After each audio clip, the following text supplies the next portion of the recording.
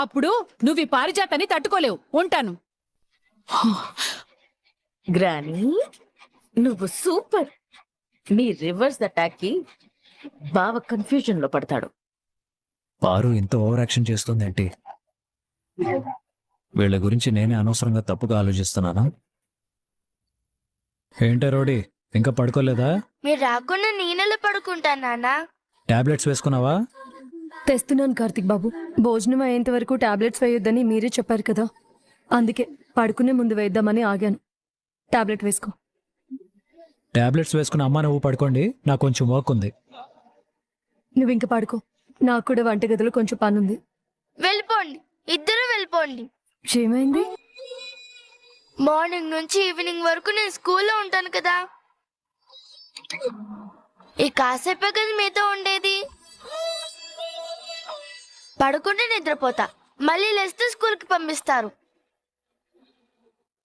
మరి మీతో నేను ఎప్పుడు కబుర్లు చెప్పాలి? నాతో మీరు ఎప్పుడు మాట్లాడతారు?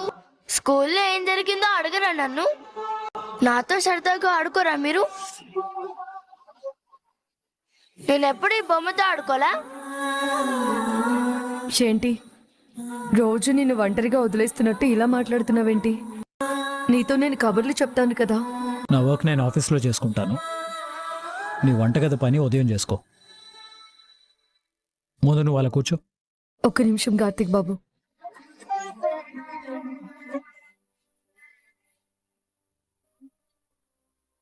ఏంటే రోడీ, అలా మాట్లాడితే అమ్మ బాధపడుతుంది కదా? అలా మాట్లాడకపోతే అమ్మ మాట వినదు నాన్న. ఎప్పుడు ఏదో ఒక పని చేస్తూనే ఉంటుంది. అమ్మొస్తుంది. దీపా, అలా కూర్చో. ఈరోజు స్కూల్లో ఏం జరిగింది? చాలా జరిగింది. ఈరోజు ప్లే గ్రౌండ్కి వెళ్ళినప్పుడు నేను ఆటలాడొద్దని చెప్పానా? నేను ఆడడానికి వెళ్ళలేదు నాన్న. ఎదుటి వాళ్ళు ఆడుతుండే చూడడానికి వెళ్ళాను. మంచి పని చేసావు. ఇంకా అక్కడ అందరూ ఆడుకుంటూ గీతాసోని కొట్టుకున్నారు. అవునా? ఈరోజు స్కూల్లో కూడా ఫైటింగ్ జరిగిందా? స్కూల్లో కూడా అంటే ఇంకెక్కడ జరిగింది? ఏం లేదులే, నువ్వు చెప్పు. నాకు ఫైటింగ్స్ అంటే భయం కదా, పారిపోయాను. వెరీ గుడ్, మంచి పని చేసావు. నాకే కాదు నాన్న, అమ్మకు కూడా ఫైటింగ్స్ అంటే చాలా భయం. ఎవరికి? ఇంకెవరికి? అమ్మకే. ఎక్కడైనా ఫైటింగ్ జరుగుతుంటే అమ్మ కూడా అలాగే పారిపోయి దాక్కుంటుంది. అవునవును, పారిపోయి దాక్కుంటుంది. దీపా, విన్నావా ఇది? ఎవరైనా గట్టిగా అరిస్తే చాలు అమ్మ వణికిపోతుంది. చెప్పండి రా, ఎవరు మిమ్మల్ని పంపించింది? ఇది మాత్రం నిజం. పాపం అమ్మకి నాకంటే ఎక్కువ భయం నాన్న. నువ్వే ధైర్యం చెప్పాలి. ఈరోజు మీ అమ్మ రౌడీని కొట్టిన కొట్టుడు చూస్తే నీకు భయం వేసేది. ఆ రేంజ్లో కొట్టింది. మాట్లాడవేంటి నాన్న? నువ్వు అన్నదానికి సరే అన్నాగా. అనలేదుగా. అయితే ఇప్పుడు అంటాను, సరే. అమ్మా, నీకేం భయం లేదు, నాన్నున్నాడు. ఏమైంది నాన్న? ఏం లేదు రౌడీ. ఏం లేదంటావే? ఏం లేదు రౌడీ, చేత్తో నలిపాను కదా, అందుకే ఇలా అయింది. చూడమ్మా, నాన్న కళ్ళు ఎంత ఎర్రగా ఉందో.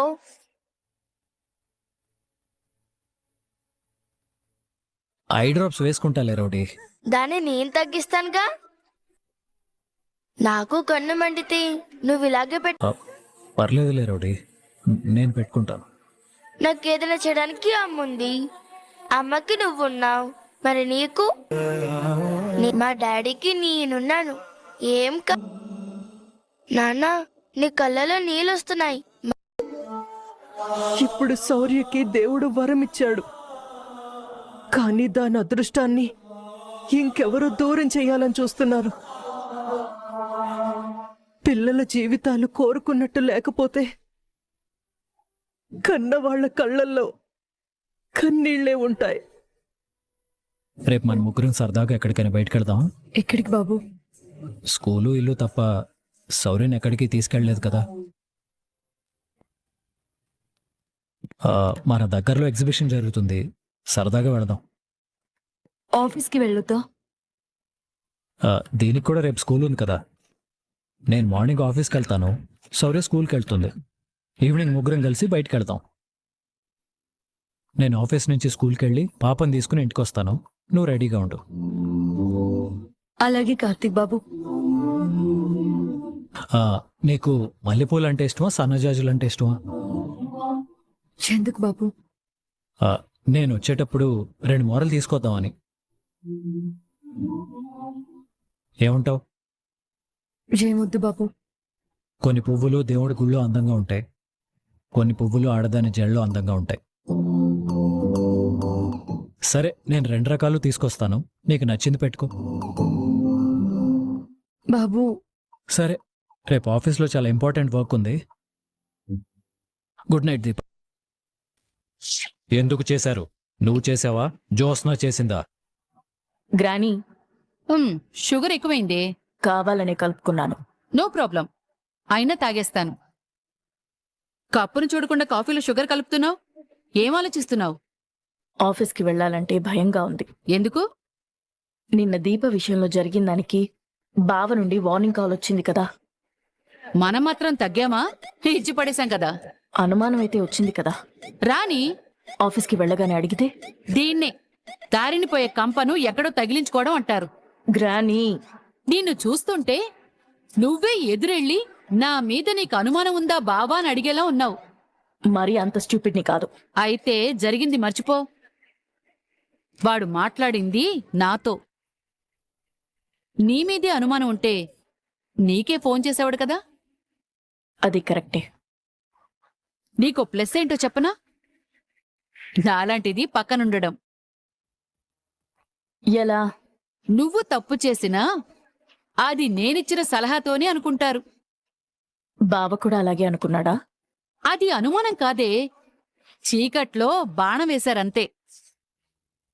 హ, మనం దాన్ని తిప్పికొట్టాం కదే. ఆ దీపని మాత్రం ప్రశాంతంగా ఉండనివ్వకూడదు గ్రానీ. దాన్ని ఏదొకటి చెయ్యాలి. ఏం చేస్తావ్? చెప్పవే, దీపని ఏం చేస్తావ్? నీ జీవితంతో ఎవరైనా ఆడుకునుంటే నీకు అర్థమయ్యేది నా బాధ ఏంటో. నీలా నాకు జరుగుంటే నాకు రాసి పెట్టలేదని సరిపెట్టుకొని అమ్మా నాన్నలు చెప్పినట్టు వినేదాన్ని. అంతేగాని నానమ్మలు చెప్పినట్టు విని నాశనమయ్యేదాన్ని కాదు.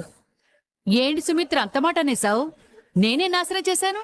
దీని బుద్ధిని నాశనం చేశారు. ఒకరు చెప్తే గాని ఏం చెయ్యాలో తెలియని స్టేజ్లో నేను లేను. మన స్నేహితుల ఆలోచనలు కూడా మన మీద ప్రభావం చూపిస్తాయి జ్యోత్స్న. వరుసకి నానమ్మైనా అత్తయ్య గారు నీకు ఫ్రెండే కదా. ఈడొచ్చిన పిల్లకి అమ్మే ఫ్రెండ్గా ఉండాలి. నువ్వెలాగూ ఉండవు కదా, అందుకే నేనుంటున్నాను. ఫ్రెండ్గా ఉండడం తప్పు కాదు, వాళ్ళ ఆలోచనలు సరిచేయకపోవడం తప్పు. సరి చెయ్యాల్సినంత తప్పుడు ఆలోచనలు నా మైండ్లో లేవులే. దీపని ప్రశాంతంగా ఉండనివ్వకూడదు అనుకోవడం మంచి ఆలోచన. దీప్ ఏమైనా దేవత? అదేమైనా దేశాన్ని ఉద్ధరించిందా? పచ్చిగా చెప్పాలంటే దాని ఎదుగుదలకి మనందర్నీ వాడుకుంది. దీప మంచితనం నీకింకా అర్థం కావడం లేదే. మీరు అర్థం చేసుకుని సాధించిందేముంది? ఆఫీస్కి పోయేదాన్ని మనశాంతిగా ఉండనివ్వకుండా ఇలా రెచ్చగొట్టడం అవసరమా సుమిత్ర? అది తప్పు చేస్తుంటే దాన్ని సరిచేస్తున్నాను అత్తయ్య గారు. మరి మీ తప్పులు ఎవరు సరిచేస్తారు? చూసారా, మాటకి మాట సమాధానం చెప్తోంది. దానికి మాటలు నేర్పించింది మాట్లాడడానికే కదా. మాటలు నేర్పించింది నోరారా మాట్లాడ్డానికి, నోటికొచ్చినట్టు మాట్లాడ్డానికి కాదు. నీ కూతుర్ని ఆ వంట మనిషి దీప కొట్టొచ్చు, నువ్వు దాని గురించి ఒక్క మాట కూడా మాట్లాడకు. అదే నేను దీప గురించి ఒక్క మాట మాట్లాడినా రాధాంతో రచ్చ రభస. దీప కొట్టింది అంటే కొట్టే వరకు నువ్వు తెచ్చుకున్నావు. నీ నోరు అదుపులో ఉంటే దీప చెయ్యి అదుపులోనే ఉండుండేది. ఎంతైనా దీప నీ రక్తం పంచుకుని పుట్టిన కూతురు కదా. ఆ రక్తబంధమే మీకు తల్లి కూతుళ్ళని ఒకరికొకరు తెలియకపోయినా ఒకరి గురించి మరొకరు ఆలోచించేలా చేస్తోంది.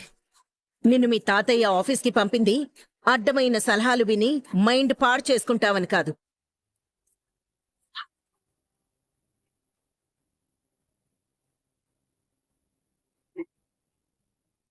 ఏమైందమ్మా? ఆ, ఏం లేదు మావయ్య గారు. అత్తయ్య గారు ఏదో మంచి సలహా చెప్తుంటే వింటున్నాను. పారిజాతం మంచి సలహా ఇచ్చిందంటే దాన్ని ప్రపంచం ఇంతలో చేర్చాల్సిందే. జోస్నా, ఆఫీస్కి బయలుదేరదామా? 10 minutes తర్వాత బయలుదేరదామా? ఈ రోజు ఆఫీస్లో మనకు ఇంపార్టెంట్ వర్క్ ఉంది. త్వరగా వెళ్దాం పదా. ఓకే తాత. బాయ్ గ్రాని. బాయ్.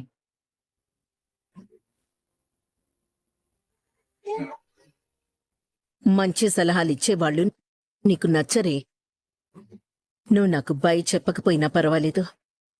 దీప విషయంలో ఏ తప్పు చేయకుండా ఉంటే చాలు. కార్తిక్ బాబు, ఎప్పుడో ఇది తీసుకెళ్తారు కదా, ఈ రోజేంటి వదిలేసి వెళ్ళిపోతున్నారు? మర్చిపోయింది దీపా. ఆఫీస్లో ఏదో అర్జెంట్ వర్క్ ఉంది, వెళ్ళాలని రాత్రి నాతో చెప్పారు కదా. నిజంగానే వర్క్ ఉంది, కానీ వెళ్ళాలనిపించట్లేదు. ఎందుకు బాబు? ఇదివరకు మా తాతగారి ఇంటికి వెళ్తే చిన్నపిల్లల్ని ఎగ్జిబిషన్కి తీసుకెళ్ళినట్టే ఉండేది. అంత ఆనందపడేవాడిని. నేను ఆ ఇంట్లోనే పుట్టానంట. తెలియకుండానే ఆ ఇంటితో అనుబంధం ఉండేది. ఆ ఇల్లు ఎప్పుడూ గంభీరంగా ఉండే మా తాత ఏదో ఒక తప్పు చేసి మా తాత నుంచి తప్పుకు తిరిగే పారు, అమ్మలా చూసుకునే అత్త, అడిగింది కొనిచ్చే మావయ్య, అన్నిటికీ అలిగే మరతలు. భలే అందంగా ఉండేది. మా ఇంటికి ఏదో అమ్మా నాన్న కోసం రావడం తప్ప అక్కడే ఉండాలనిపించేది. మరిప్పుడు? అదంతా పోయిందీపా. ఇప్పుడు ఆ రోడ్డు మీద వెళ్తున్నా ఆ ఇంటి వైపు చూడాలనిపించట్లేదు. ఇది అని చెప్పుకోలేని ఏదో లోతైన బాధ. ఇప్పుడు నాకు ఆఫీస్ కూడా ఆ ఇల్లులానే అనిపిస్తుంది. ఎవరికోసం బలవంతంగా కూర్చున్నట్టే ఉంది. ఎవరికోసమో ఏంటి కార్తిక్ బాబు? ఈ రోజు ఏదో కాస్త దూరాలు పెరిగినంత మాత్రాన వాళ్ళంతా మీ వాళ్ళు కాకుండా పోతారా? పోతారు కాదు, పోయారు. అన్నీ మర్చిపోయి పూర్తిగా మారిపోయారు. ఇదివరకు బంధువులంటే మన కష్టం వస్తే ధైర్యం చెప్పడానికి వచ్చేవారు. ఇప్పుడు వాళ్ళ అవసరానికి మాత్రమే వస్తున్నారు. మా తాత మన ఇంటికి ఎందుకు వచ్చాడు? మనవరాల కోసం వచ్చాడు. అదే ఆయనకి అవసరం లేకపోతే నేను ఆ ఇంటి గుమ్మంలోకి వెళితే ఎవడరా నువ్వు అంటాడు. అదే మాట నేను అనలేను కదా. అందరూ ఒకేలా ఎందుకుండాలి? పోనీ ఎప్పటికీ ఒకేలా ఉండిపోతారని మీరెలా అనుకుంటారు? వాళ్ళ కోపం ఎవరి మీద చూపిస్తారు కార్తిక్ బాబు? ఇష్టం ఉన్న వాళ్ళ మీదే కదా. మనతో ఉండే మనిషి మన మీద కోపం చూపిస్తున్నాడంటే దాని అర్థం వాళ్ళు ప్రేమని కోరుకుంటున్నారని. వాళ్ళు ప్రేమను కోరుకోవట్లేదు. వాళ్ళకి నచ్చినట్టుగా మేము ఉండాలనుకుంటున్నారు. ఇంత జరిగిన తర్వాత, వాళ్ళు ఎన్ని అవమానాలు చేసిన తర్వాత అన్నీ దులిపేసుకుని ఏం పట్టనట్టు ఉండటం నా వల్ల కాదు దీపా. అందుకే ఆఫీస్కి వెళ్ళకూడదు అనుకుంటున్నాను. వెళ్ళకపోవడానికి అది ఎవరిదో కాదురా, మనదే. నాకు అలా అనిపించట్లేదమ్మా. మీ తాత నిన్నేదో అన్నాడని నువ్వా విషయాలు ఇంకా మనసులో పెట్టుకొని వెళ్ళడం మానేస్తాను అనకు. నువ్విప్పుడు సీఈఓ కాకపోయినా ఆ కంపెనీ బాధ్యతలు నువ్వు చూసుకోవాల్సిన అవసరం ఉంది. హలో అండి, welcome back to my channel. ఈరోజు క్వశ్చన్ వచ్చేసి, గుండెలో మంట తగ్గాలంటే ఏ పండు తినాలి? ఆన్సర్ తెలిస్తే కామెంట్ చేయండి. 1 2 3 4 5 6 7 8 9 10 11 12 13 14 15 16 17 18 19 20 21 22, 23, 24, 25, 26, 27, 28, 29, 30. ఆన్సర్ వచ్చేసి అరటిపండు తింటే గుంటెలో మంట తగ్గుతుంది.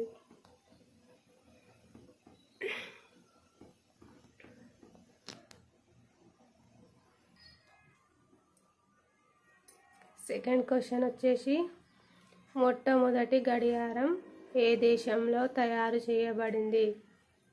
ఆన్సర్ తెలిస్తే కామెంట్ చేయండి. 1, 2, 3, 4, 5, 6, 7, 8, 9, 10, 11, 12, 13, 14, 15, 16, 17, 18, 19, 20. ఆన్సర్ వచ్చేసి ఇంగ్లాండ్.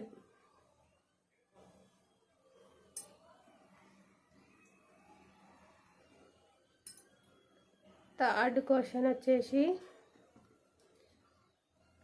విమానంలో ఎన్ని ఇంజన్లు ఉంటాయి? ఆన్సర్ తెలిస్తే కామెంట్ చేయండి. 1, 2, 3, 4, 5, 6, 7, 8, 9, 10, 11, 12, 13, 14, 15, 16, 17, 18, 19, 20. ఆన్సర్ వచ్చేసి 4 ఇంజన్లు ఉంటాయి.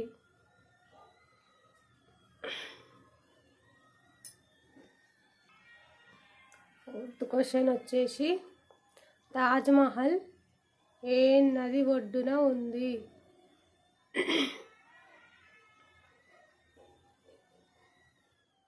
ఆన్సర్ తెలిస్తే కామెంట్ చేయండి.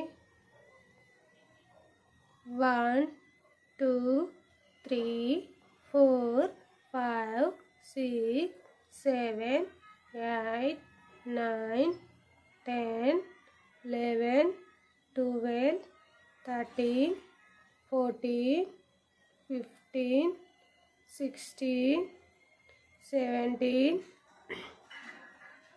18, 19, 20.